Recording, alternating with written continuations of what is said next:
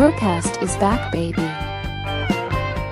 This BruCast episode is brought to you by the BruCast Store. Explore a store filled with awesome goodies from hoodies to t-shirts to mugs. We've got you covered. Stay in style with BruCast. Embrace the shock, set the trend. Visit now bru-cast.com/store. Link below.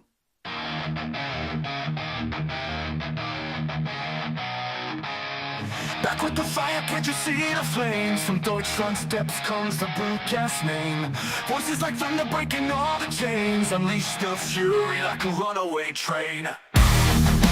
Alright, hi everyone, welcome back to another BruCast episode. If it's your first time watching the show, make sure to like and subscribe. If you're listening to Spotify or Apple Podcasts, please ring the show 5 stars. This will ensure that the podcast recommends to even more people and allow me to keep doing what I love. BruCast also on Instagram, X, and TikTok, where I upload shorts with the highlights of the show. So follow now, BruCast on Instagram, X, and TikTok. Links in the description below. Here we thrive, we survive! Hey there, BruCast fans. Welcome back to another BruCast episode. Please make sure to comment, like, and subscribe. Leave a comment. I want to read all your comments. I want to know what you thought about today's episode. So please let me know. I want to read all your comments. Yeah, that's about it. So hopefully you guys enjoy today's show. I think it's going to be a very interesting one. Our guest today is Nadler, and I'd like to welcome you. How are you doing, my friend? Oh, I'm doing well. Thanks so much for having me, bro. Thank you so much for being here. I need to ask you, why am I fat? Why is everyone fat nowadays? What's up with that? So it's funny. So, I like, I like that you're keeping the discussion a little bit lighthearted, because obviously talking about people's weight can be uncomfortable or off-putting, or, people don't like to talk about their weight either to their friends or to their doctors or providers. So I often employ the strategy of trying to inject a little humor in the conversation. So I appreciate the start with that sort of tone. So, and it's interesting because fat didn't used to be such a negative word. Like now it's such a negative word that people actually don't even sometimes think it should be used anymore. But it really just means the tissue in your body that stores energy. Really? What's the new word for fat then? Well, you have obesity, because that's a disease, right?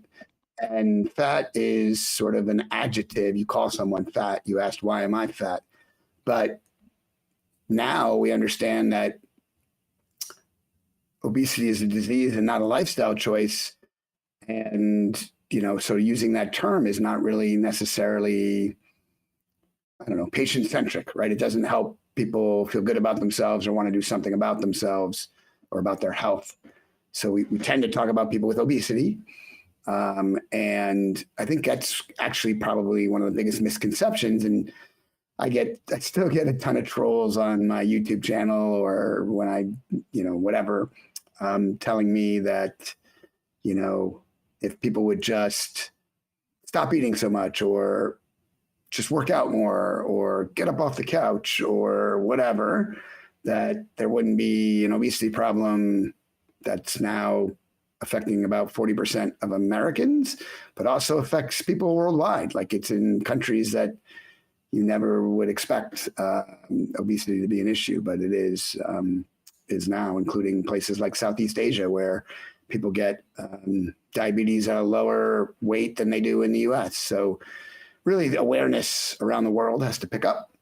But I sort of dodged your question, which is, why are you struggling with your personal weight?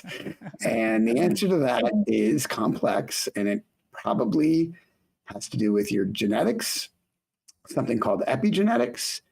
It is impacted by your environment for sure. Like if you are going to go out and eat,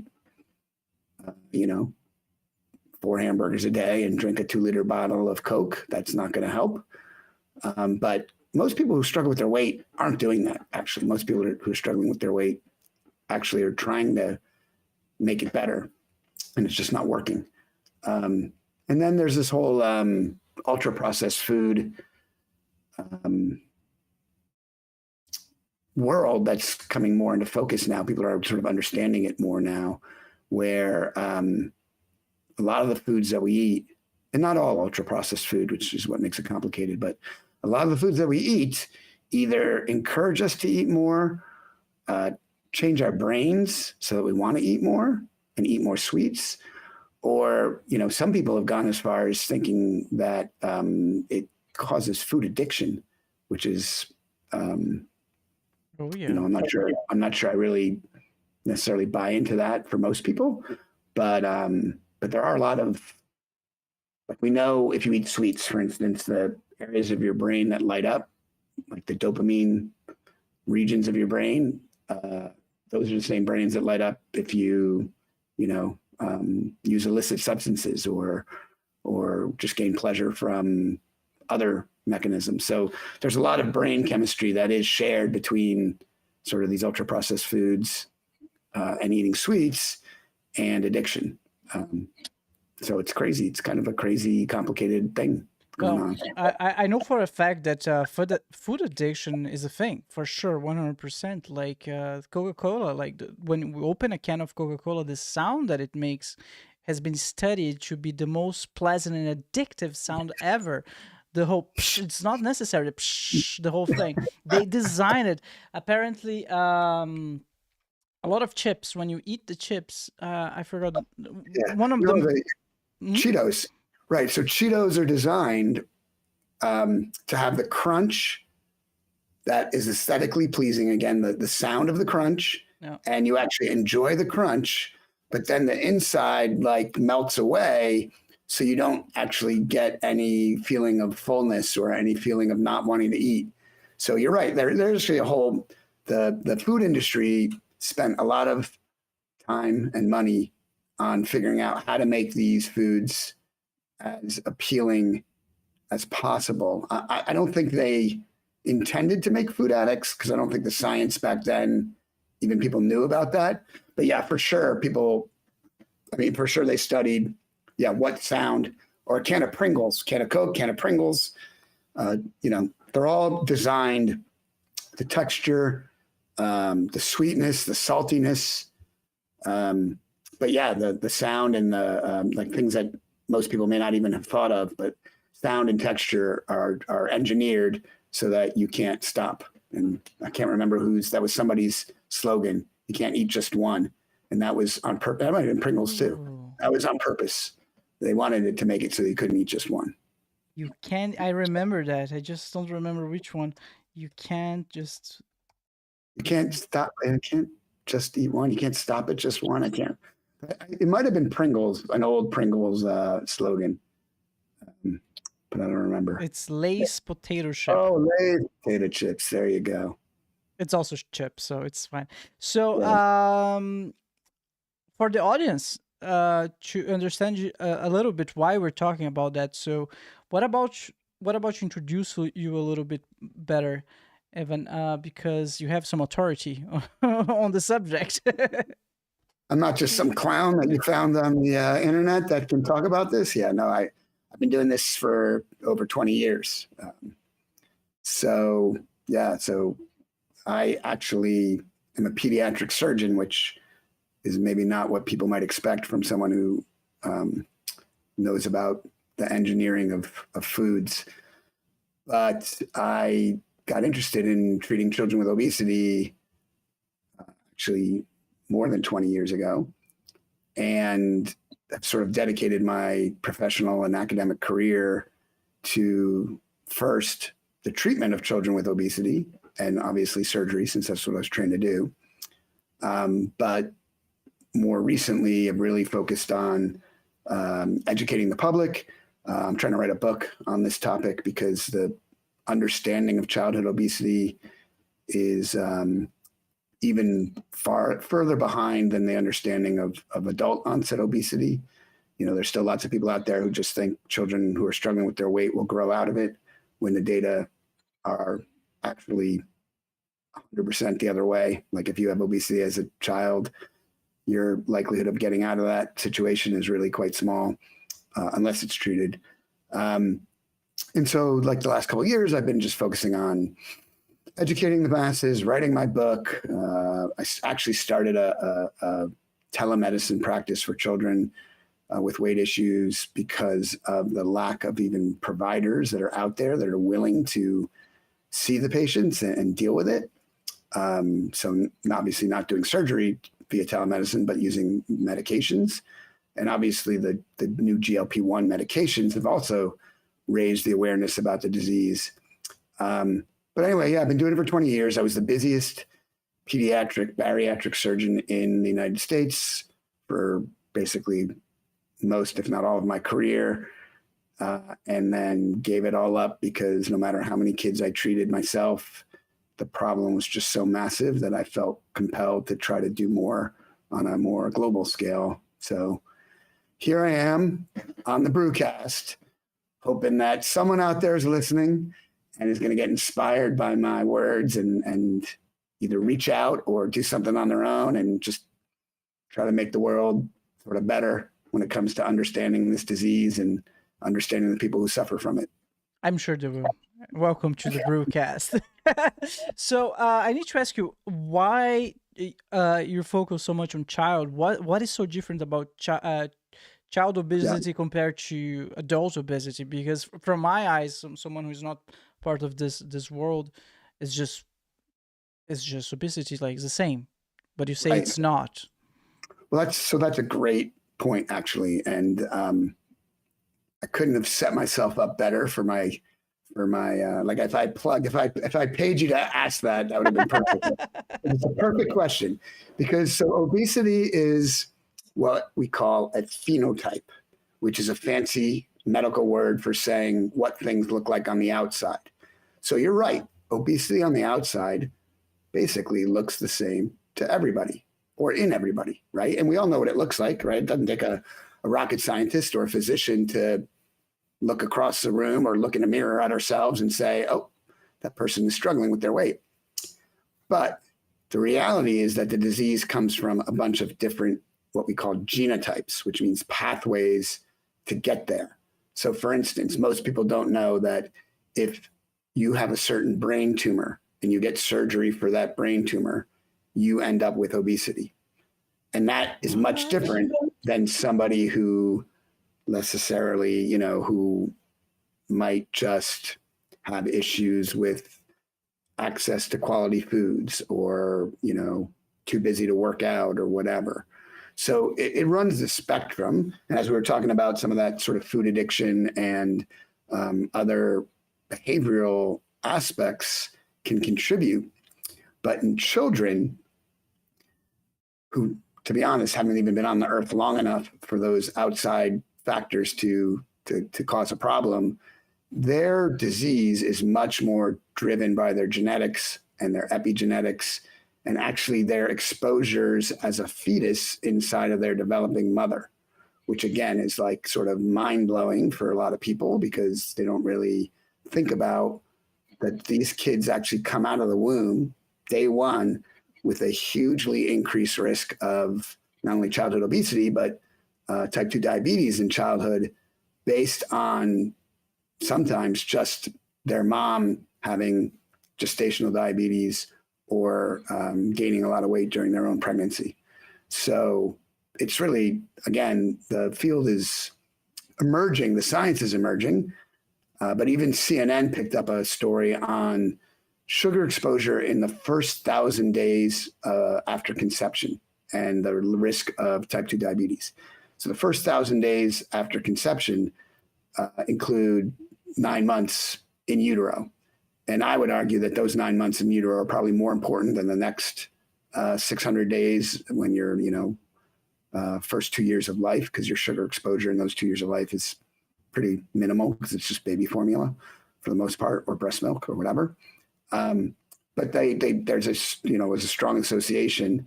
And we know, again, that moms who develop gestational diabetes during their pregnancy pass that diabetes risk on to their child, to their unborn child, and then to their child once they're born.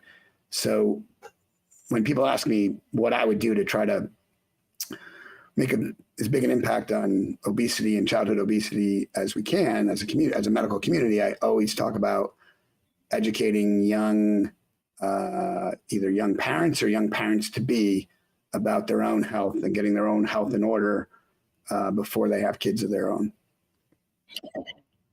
I think what I'm still struggling to understand is that you say that obesity is a genetic disease, but you still need to eat in order to retain all of those calories. So Sure. you must play a certain role in all of that.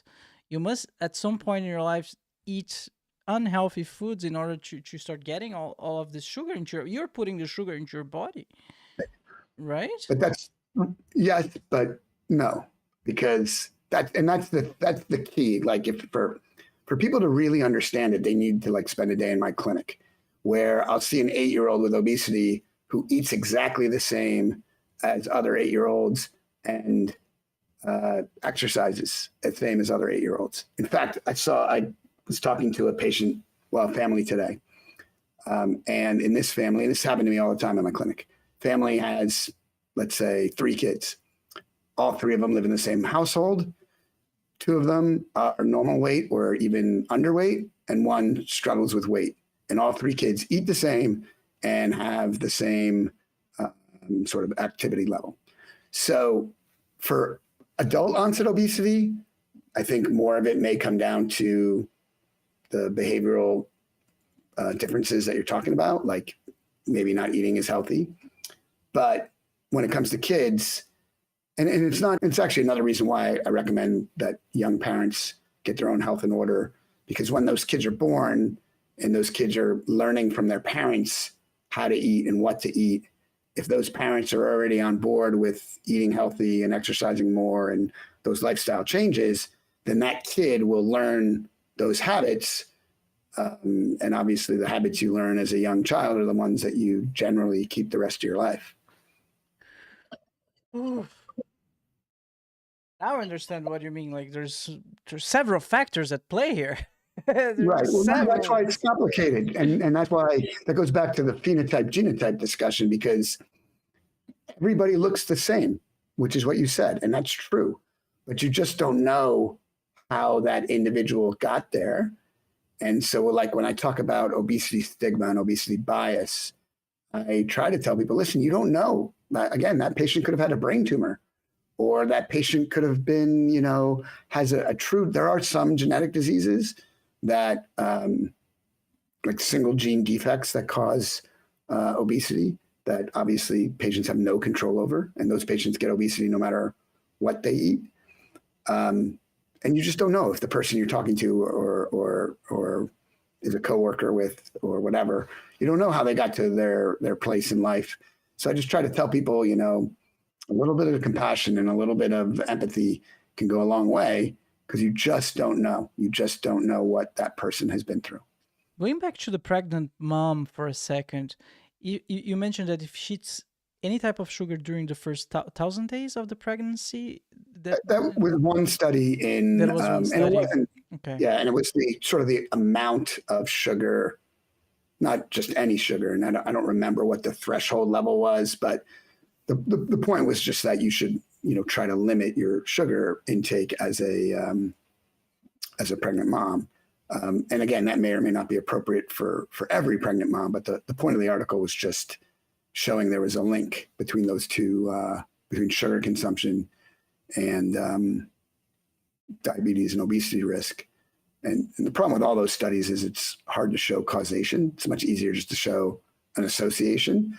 So you don't actually know if it was the sugar intake or, again, the genetics of the parents who, were more inclined to eat sugar, so you don't actually know what the causative factor was. But the point is it was more just, and there's actually a more recent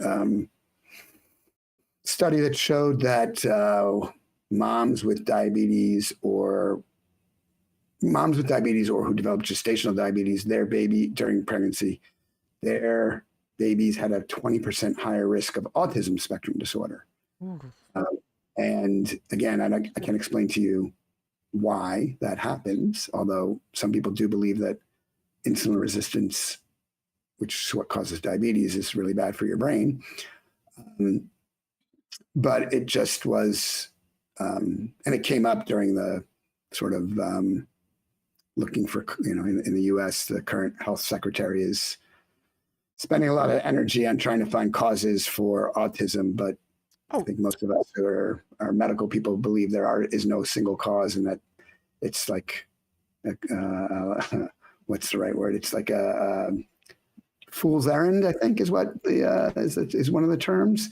But anyway, that's when that study came to my attention, because again, if you're there, we know there's genetic factors that predispose to autism, and the same thing goes for obesity. There are genetic factors that predispose to it. Doesn't necessarily cause it, but it increases your risk. I'm glad that you touched on the subject because I wanted to ask you exactly about it. So their statement is that they found a cure for autism, and me here in Germany is like, what? As far as I know, my understanding beforehand was that autism is actually a byproduct of the human brain evolution. Like there was a reason for it to exist, the same way that psychopaths, they have an evolutionary explanation, So for me, you found, like, when they said we found a cure for autism, like, okay, could you explain a little bit more? Did you know what they meant by that? Yeah, so I spend a lot of, well, maybe not a lot, but I spend a fair amount of time doing US cable TV news segments where I'm very nonpartisan, and I'm very just fact oriented and fact deliverer, because I feel like that's my role. My role is not to be a politician. So the facts about autism are that it is likely developed. It's likely a combination of a genetic susceptibility and then an environmental trigger that happens at a specific time that no one really knows what specific time that should be. But it's all most likely in utero. It's all most likely before birth. So all this, like the most recent thing where he said that Tylenol during circumcisions causes autism. I couldn't even bring myself to talk about that on TV, because there was nothing I could say that would even be slightly nonpartisan. Like the only thing I could say is that's stupid. And that's stupid is not something you can say. You can say that on the BruCast, but I'm not sure I can say that on cable TV news in the US. But it's stupid. But anyway,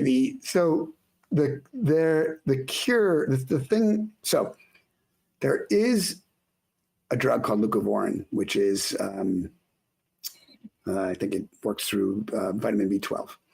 And that particular drug can improve autism symptoms in a certain subset of people with autism who have a particular genetic makeup where their B12 processing isn't quite normal or whatever. But it's only for that very small subset of people. That drug doesn't work for any of the other people with autism. So unfortunately, it's not just people in the US, and I can't speak to the rest of the world as much, but people in the US have sort of lost their trust in the medical community. And so lots of people get their information from the internet, from social media influencers, from sources that aren't necessarily vetted. And when our HHS secretary starts to espouse some of those same non-scientific findings and talks about them as if they're fact, it's not helpful. So yeah, I like sometimes try to position myself as a de-influencer. Like I just go on whatever social media and other platforms is just to try to tell people here are actually the facts behind what's being said, and that the interpretation that you're hearing may not actually be the appropriate interpretation, because our HHS secretary is neither a doctor nor a scientist. So when he's interpreting studies, I don't necessarily, I don't know what I'm sure he's using other people to give him the information to amplify, but I don't know who those people are. And, his recommendation for our Surgeon General in the United States was a person who didn't even finish her medical training. So again, I think unfortunately, COVID really injected politics into medicine in a way that was never previously a problem. And now it's a big problem. Now everything in medicine is like over politicized frankly, for reasons I don't quite understand, but it is where we are. And so that's why I'm out here trying my best to just tell people a more unfiltered, unbiased explanation of what the data show. Yeah, and I think that's where you need to be. From what I heard, the mainstream media is dying. That's podcasting is the future. Like that's where you actually can get to know people. You mentioned earlier that you went to some TV cable news stations and you only had 5 minutes. And like, how can you actually have a human conversation during those 5 minutes? Here, I can push back a little bit, and then you can defend your opinion. It's a way more humane way of interacting and getting real information. I mean, not you don't know if it's real, but get more information so you can assess yourself. The information for me is real. I'm giving you that. I'll tell you that. No, I'm just playing. Yeah, I'm just kidding. Yeah, but you're right. No, and unfortunately, like the attention span, the average attention span of people is like, seconds these days, right? So like it's all sound bites. It's all like what's catchy, what's clickbait or whatever, and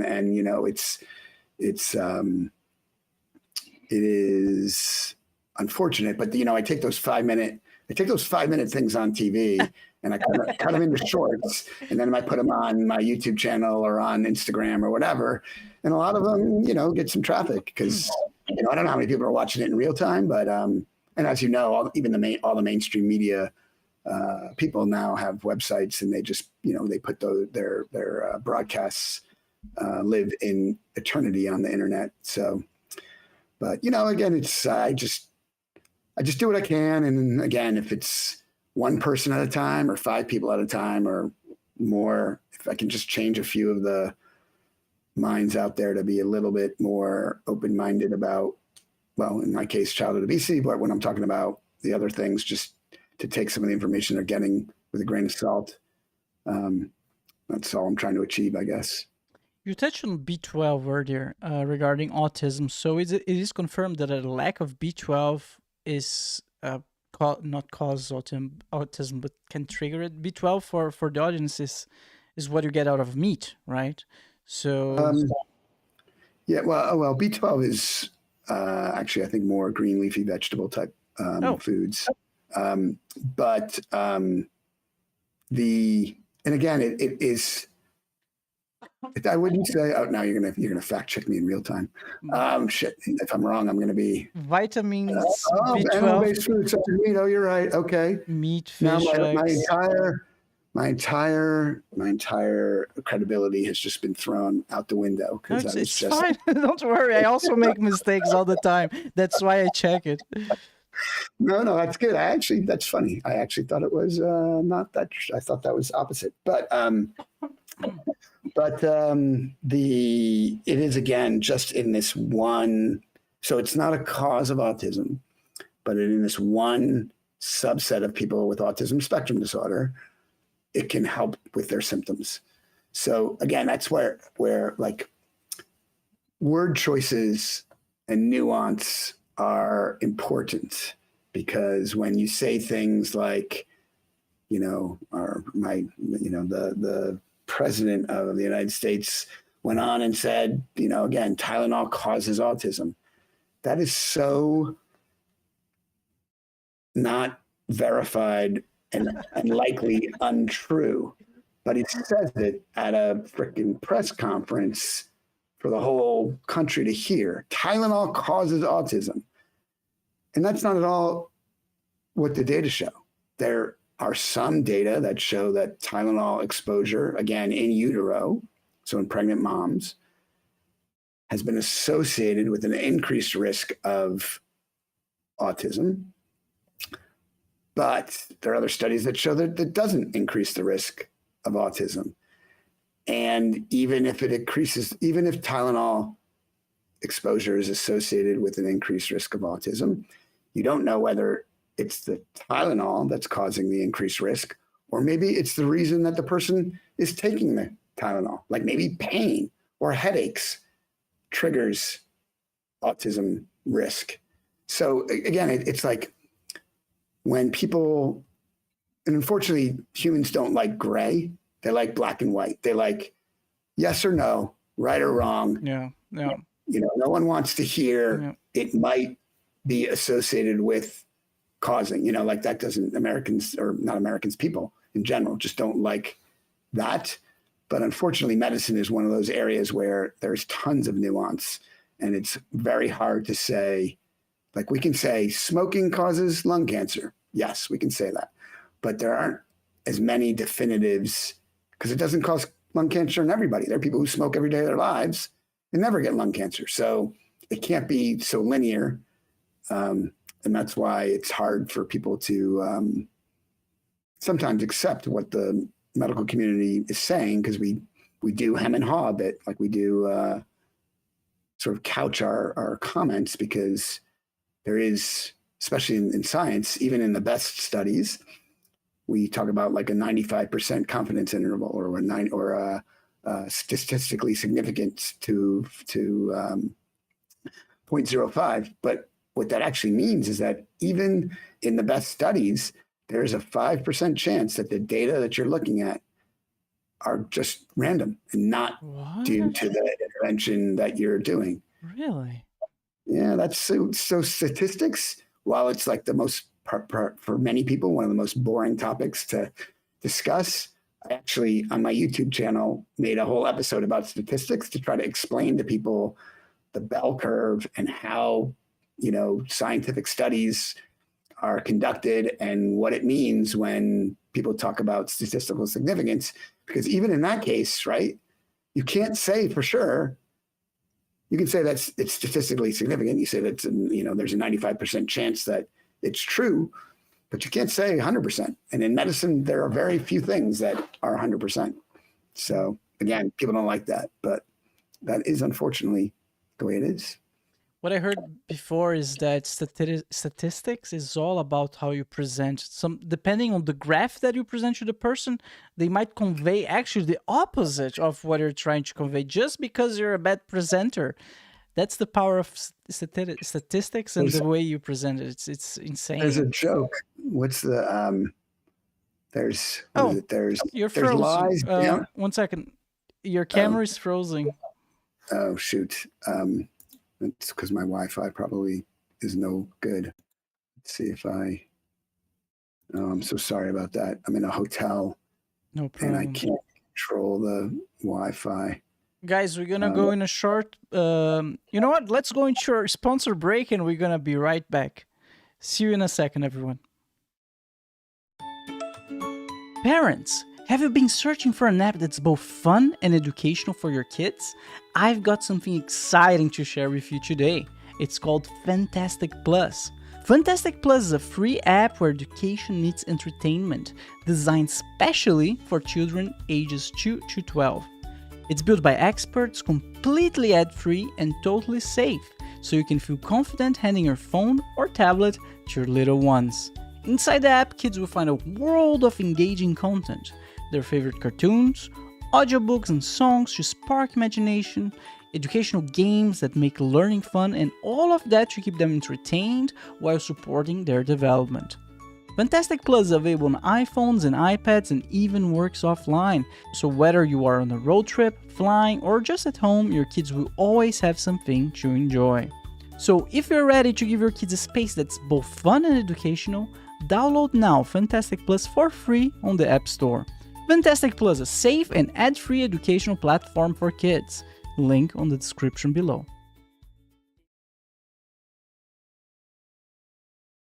All right, and we're back. Guys, go check it out. FunTastic Plus is an amazing app. It's our channel sponsor. So I go download it right now. I'm sure you're going to have a lot of fun. I mean, your kids. It's a app for kids. Let's see if the camera of our guest is working again. And it looks like it is. All Yeah, I right. think I'm back. Sorry about that. No problem. So I was actually about to make a great joke, and then I got cut out. So there's the joke about statistics is there's lies, damn lies, and then statistics. And so the thing about statistics is you're right. It's sort of the data can be presented differently and analyzed differently to sometimes be, I don't want to say manipulated, but to be in more support of whatever point you're trying to make.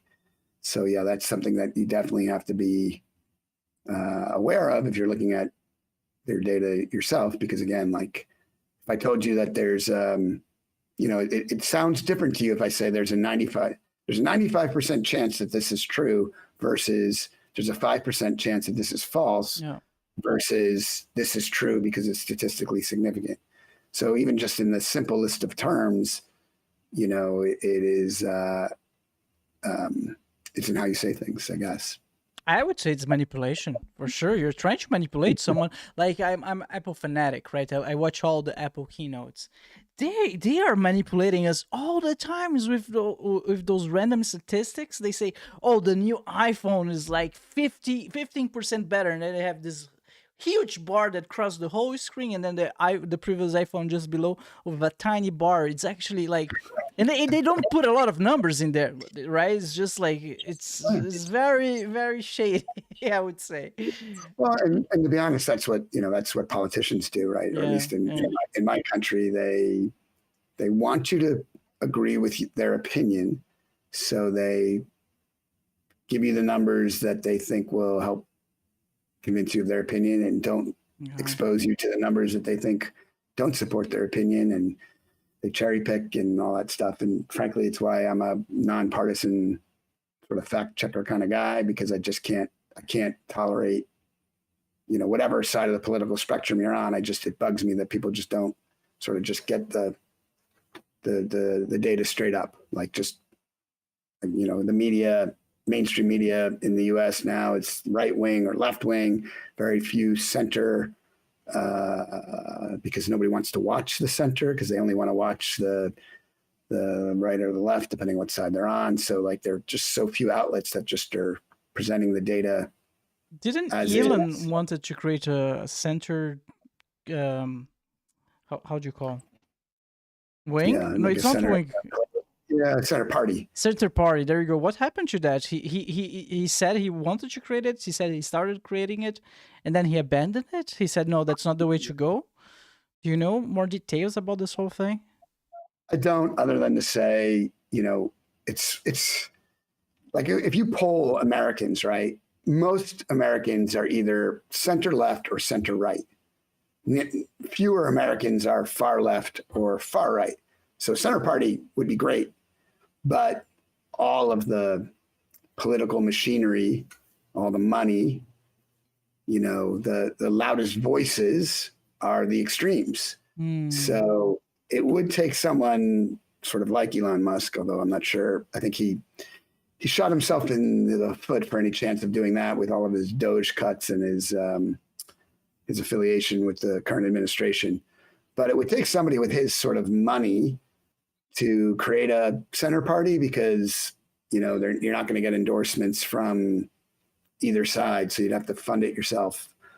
But this past weekend was this whole No Kings rally in the U.S., and whether that's going to amount to anything, who knows? But I think there's definitely an appetite for change in the United States. I think that most people feel like the two-party system is not working for the people anymore.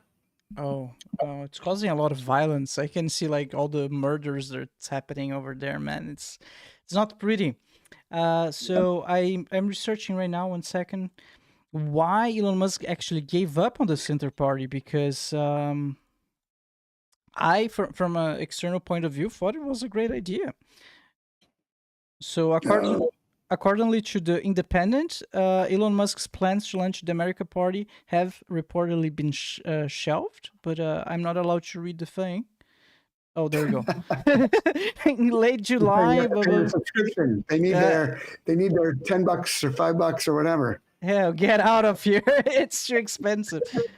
My argument, man, there's so many. Okay, there's too much text, guys. By factor 2 to 1, you want a new political party and you shall have it. Musk wrote at the time. When it comes to bankrupting our country with waste and graft, we lived in an open party system, not a democracy. Okay, despite Musk's plummeting popularity after he took a chainsaw to the federal government at the helm of Department of Government Efficiency, a poll last month found that 40% of Americans said they would back Musk if he created a third political party. So it seems like a great idea. Yeah, there have been people who've tried it along the way, but again, I think it's been a two-party system for so long that I'm not sure what it would take. You might need a social media disruptor to be the it would take something that no one would think of to make it happen, because traditional methods are just so I think they're so ingrained, and you go to an election booth or whatever, a voting booth, and you got two choices and you just try to pick which one. And unfortunately for many Americans, the choices are like a lesser of two evils choice, as opposed to, this is someone who I really want to run our country. And obviously I can't speak to other countries, but I sometimes get the sense that the United States is not alone in its increasing polarization. I think the European countries are unfortunately going a similar route, although maybe not as extreme as the US. But this is not a political podcast, is it? No. Let's go back to obese kids. Let's talk about the kids. Earlier, I was watching this video that you have on your Podmatch profile before starting, and you said that you even had to treat a kid who was 4 years old and already obese. And my question to you would be, how'd you go about that? How do you work with a 4-year-old kid that is already obese? Right. Well, as you can imagine, those are rare. And when you have obesity at 4 or 5, it is definitely a genetic disease. It's not anything else. But unfortunately, I've also taken care of 8 and 9-year-olds whose obesity is not caused by a single gene, like in the case of the 4 or 5-year-olds. But the part of the problem with obesity is that we didn't really understand the mechanisms behind it until more recently, where the GLP-1 medications have helped us understand some of the important mechanisms. But when you're talking again about a 4 or 5-year-old, you sort of just have to throw the kitchen sink at them. You just use whatever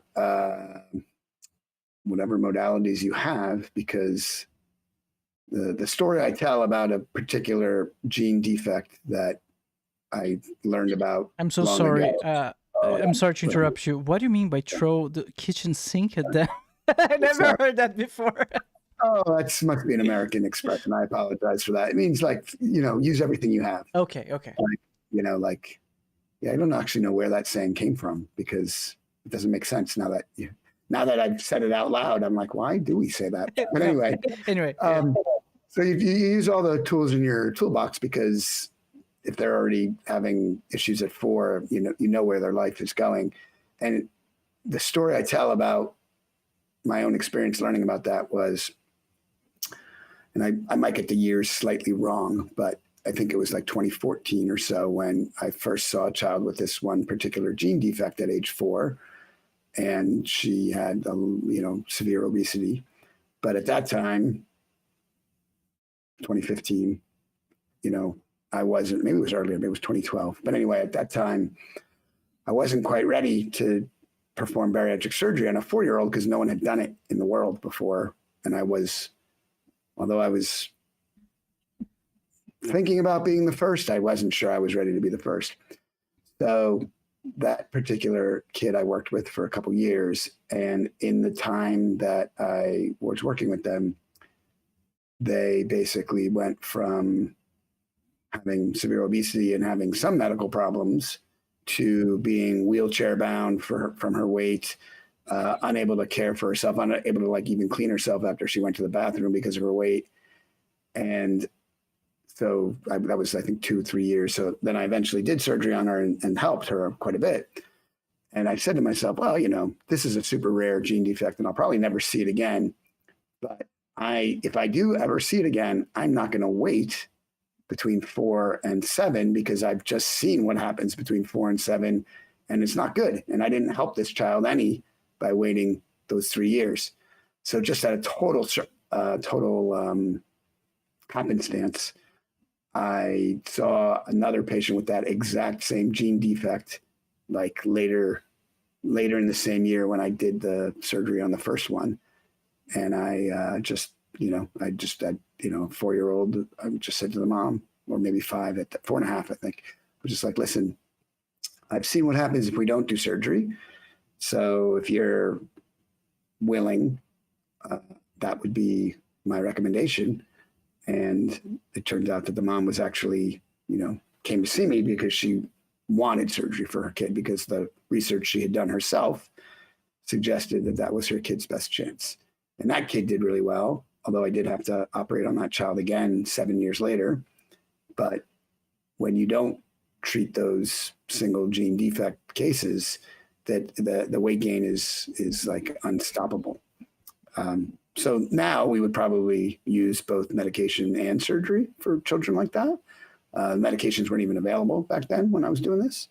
That's what I mean by the kitchen sink is you use medications, you use lifestyle, you use surgery, you use everything you have because their disease, again, is much different than the disease of someone who, started gaining weight at 40 because they, led a sedentary lifestyle or some life change or something. So that's why you really have to think about tailoring your treatment recommendations to sort of how the patient got there. What is the name of this gene defect that you mentioned? So that particular gene defect is called the melanocortin-4 receptor. And if you were to look that up in like PubMed or some other thing, you would see that I've actually published on that topic. I published my experience with these kids because melanocortin. So yeah, there it is. There you got it right there. Melanocortin-4 receptor mutation. Yep. So the it sort of it's a rare defect, more common in the United States for people to have a defect in one of their 2 copies of their gene, not both of the copies of their genes. And there's now a medication that may help. I think they're doing studies on that, whether it helps in the people who have one gene defect with that medication. It won't help if this particular medication won't help if you don't have either receptor for that gene. So, but it's like, again, it's sort of, I talk a lot about the hypothalamus, which is a part of the brain that controls your weight set point and your appetite and satiety or feeling of fullness. And this gene disrupts this receptor, this gene defect disrupts all of that. So you don't really have any normal feeling of, you have an overexpressed sense of hunger and an underexpressed sense of feeling full. Okay, so I'm not sure if I follow. You feel hunger, but you don't feel full? Correct. You basically eat all the time. Wow. So Yeah. what's the point of the medication? If the medication... So the medication prevents that? Yeah. Okay, but that's only for patients who have... For this particular medication, you have to have one functioning receptor. Okay. So normally you have 2 functioning receptors. It is uncommon, but still relatively more common to have one of your two receptors have a defect in it. But if you have both receptors that don't work, those are the patients that I would see with severe obesity at age 4 or 5. So, Damn. yeah. So again, that's so when people like, my perspective on obesity is somewhat unique or very unique because I've seen all of these sort of one-off cases, and they sort of helped me think about the disease differently because, the severe cases or the unusual cases do show you something or teach you something about the pathophysiology of the disease or the way to treat the disease, or it just helps, it helps, or it helped educate me because I didn't really think about any of these things until I would see some of these patients and I'd be like, wow, if one gene can do this to a patient in terms of their weight, how many other genes are out there that we don't really know about that maybe don't have this severe an effect, but might have a small effect? And then if you have 5 or 6 of those genes or 20 of those genes and they're working together, is that putting you at a place where you really have a lot of work to do to try to prevent yourself from getting obesity? And that's sort of where the field, especially in childhood obesity, is evolving to. It's like all about, and then we haven't talked about epigenetics, which is an even more complicated topic because that's the field of how the environment changes your genes. So it doesn't change your DNA, but it changes how your DNA go from DNA to proteins, how it actually functions, how your DNA functions. And now we know that you can even inherit epigenetic modified genes from your parents.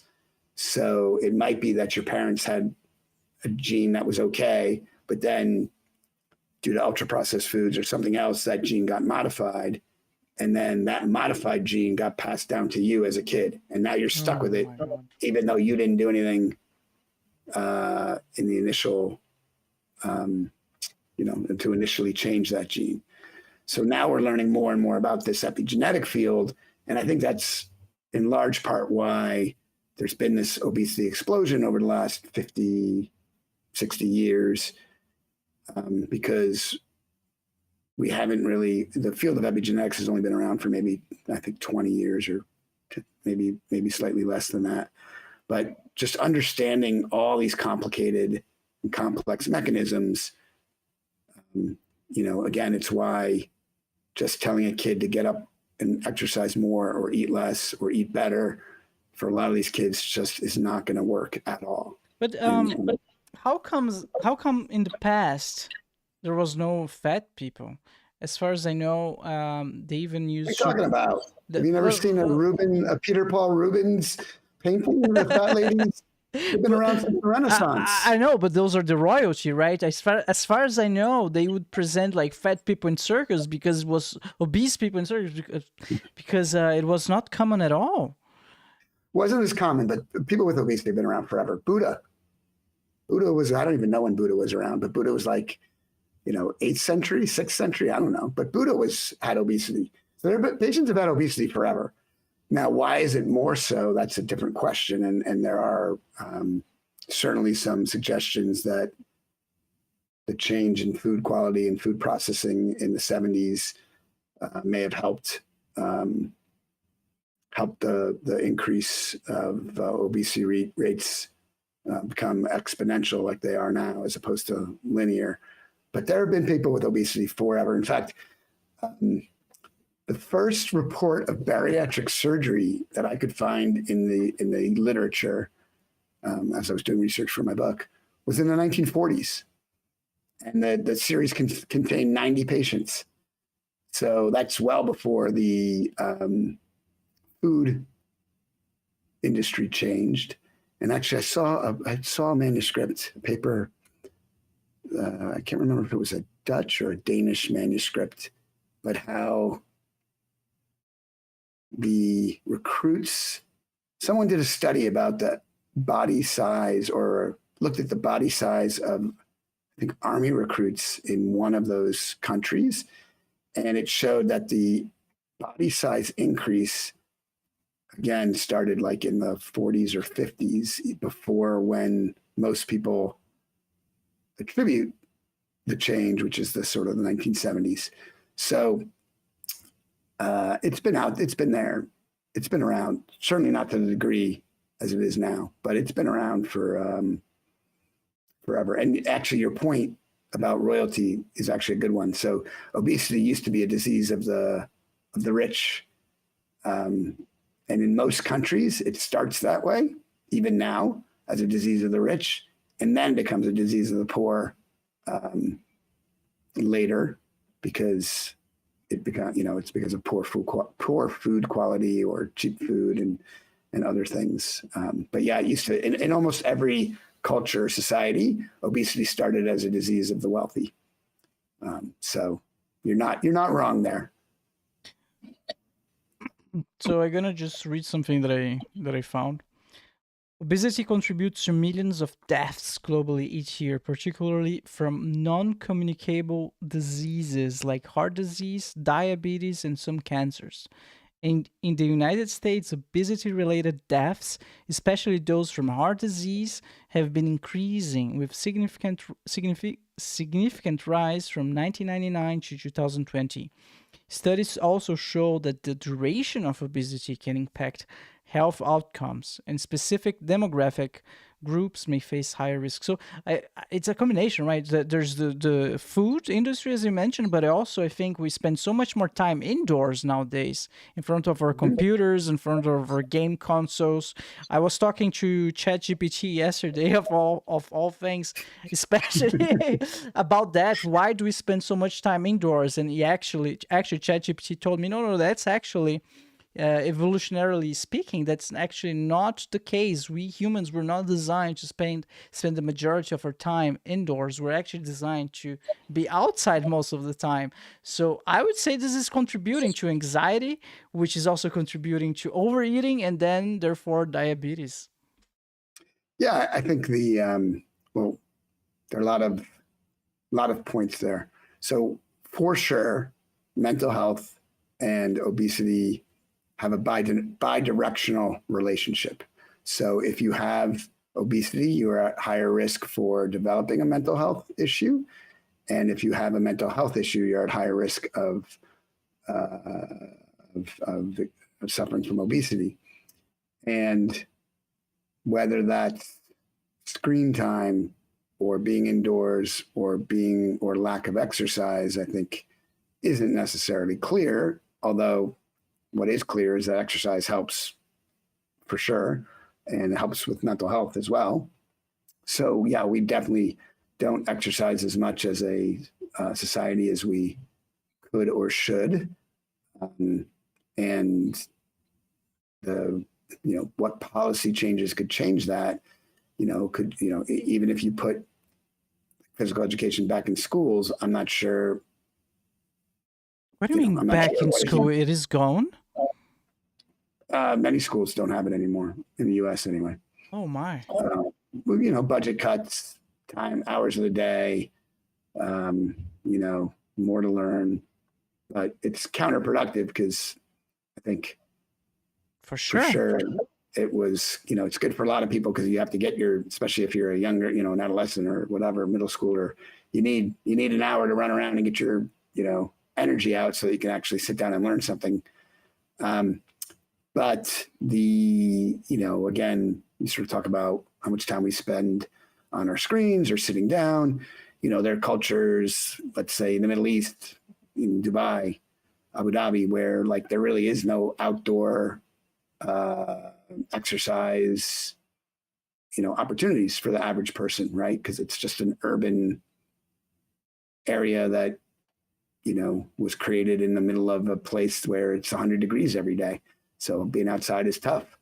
And I bring them up not to stigmatize the Gulf, but actually I bring it up mostly because the Gulf countries are right there with the US in terms of obesity rates. They're the region of the world that has the worst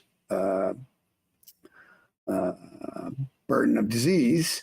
And I think it is in part because they don't get outside and exercise as much as they might have or should. But I also think for them, it's likely related to the genes that they carry, because when they can ask ChatGPT about this too, but when they were designed as Bedouins wandering in the desert. And so they had to be very efficient at storing energy. And so now that they're in a world where energy is everywhere, nutrient-dense foods are everywhere, what used to be a survival advantage is now turning into a survival disadvantage. And obviously it takes eons, centuries for genes to change. And that's why there are so many people who don't believe genes are involved in obesity, because the obesity problem has skyrocketed over 50 years and genes don't change over 50 years. But epigenetics can definitely change over 50 years. And I think that's sort of the piece of the puzzle that many people don't think about. 50 years alone? Do you think it's enough? Well, for the epigenetic stuff, you know, if you think about it, it's 2 generations, right? So if you're 30 and you have an epigenetically modified gene, you give that gene to your baby who's now, you know, 1 or 0 and then becomes 1. And so, you know, the time that baby's the next generation. So that baby, I should have used 25, because then 25 times 2 would have been 50. But anyway, the point is that, you know, when that baby has a kid, so that baby has a kid at 20 to make the math work, then 50 years can be enough, because now it's been passed on for 2 generations already. But, you know, again, I don't think it explains everything. I just think it, I do know that it impacts kids more than adults. And I do think it's just something that as we learn more about it, we will understand more about its importance. But I think it's undervalued, underappreciated currently. Because I think that, again, when things are hard to understand, then people don't want to talk about them. And because it's again, it's just, you have to, you know, say potentially, or, you know, you have to couch all your comments because you don't know for sure. But I do think that the combination of bad food, of less exercise opportunities, and epigenetic changes to genes are probably all working together to put us where we're at today. I do have one last question. What's your views on the body positivity movement that start like happening those past few years? Like they would have jeans commercials with like obese people, and it's like, yeah, you need to be yourself. What's your views on that? Yeah, and it's a great question, and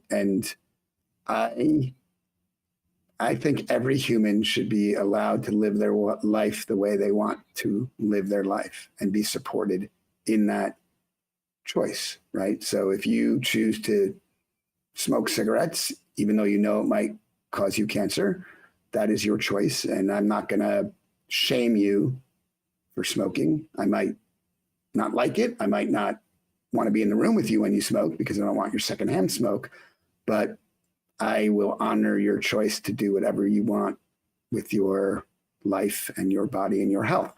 And I feel the same way about body positivity. I think it is fine if you want to embrace your size and not worry about the health risks. Or frankly, a lot of people with body positivity, they actually do treat their own obesity. They just treat it with diet and exercise, which makes them metabolically healthier. It just doesn't achieve a lot of weight loss. So, and that's fine too. But my one issue with the body positivity movement is that they actually tend to blame and shame the people who actually want to get obesity treatment. And that is a problem for me, right? Like you choose to be who you want to be, and I'm all for that, and I will support you in your body positivity. But then if my patient chooses that they want to get their obesity treated, they don't want to live in a larger body, that should be okay too. Like they should be as accepted for choosing treatment as you should be for choosing to live in a larger body. So, my feeling about it is, it's sort of the theme that we've talked about sort of all of today. I just give people the information that's out there, and people should do what they want with that information. And, do I think that people live a healthier life at a lower body weight and without obesity? For sure. But I'm not going to force it on you, just like I'm not going to force my political views on you or anything else. Like, it's just, that's what makes being a human, is that you get to choose. Well, not in every country, but in many countries, the countries that you and I live in, you get to make choices and you get to live with those choices. And I think that that's the way I think it should be. And so, yeah, body positivity is fine. And I think part of the problem, to be honest, and this is pervasive in medicine, is that, like the body positivity people and the obesity treatment people should actually be working together, not against each other. They really should be working together to say, whatever you want for you is okay. And here's how to achieve best health if you don't want treatment, and here's how to achieve best health if you do.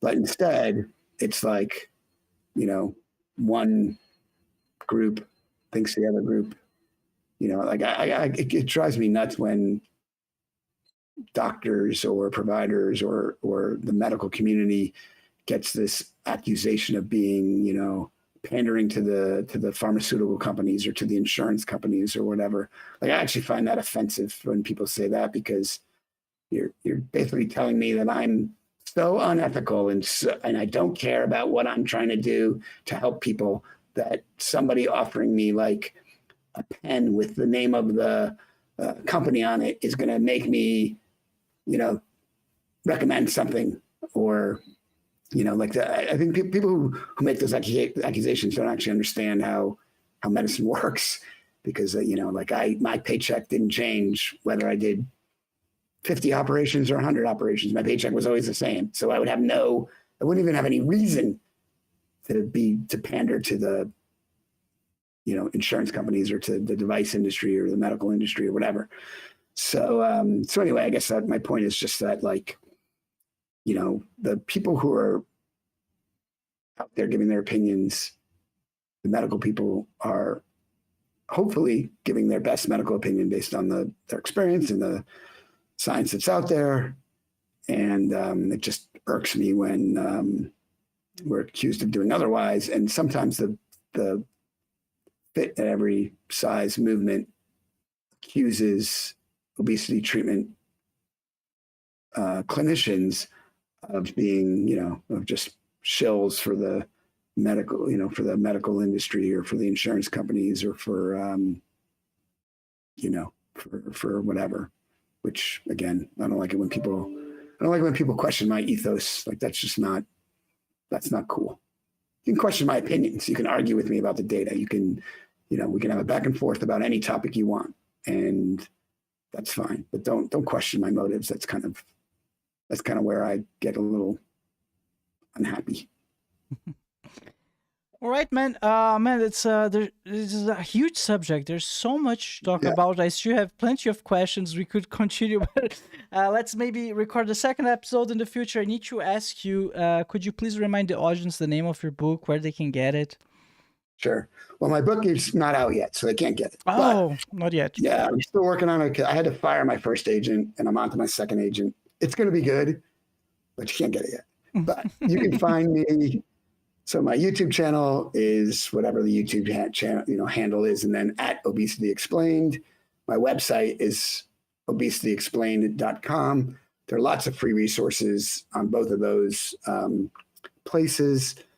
If you want clinical help, you can link to my clinical practice from my website, but I'm not here, trying to drum up business for my clinical practice. That's not the kind of person I am. I'm here for information's sake only.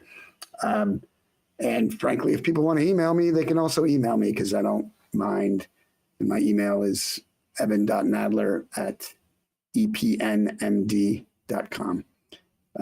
Because I can always just send you to my spam folder if I don't like you.